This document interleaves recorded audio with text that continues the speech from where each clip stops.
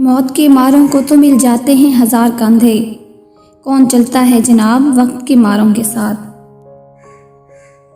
लोग अंधेरों के डर से आपका हाथ ज़रूर पकड़ेंगे, मगर फिर रोशनी देखते ही छोड़ देंगे। फ़कीर की भूख सिर्फ उसी की जान खा लेती है, जबकि सुल्तान की भूख मुल्क व मिलत खा जाती है। सब लोगों को खुश रखना तराजू में जिंदा मेंढकों को तोलने जैसा है कि एक को बिठाओ तो दूसरा फुदक पड़ता है।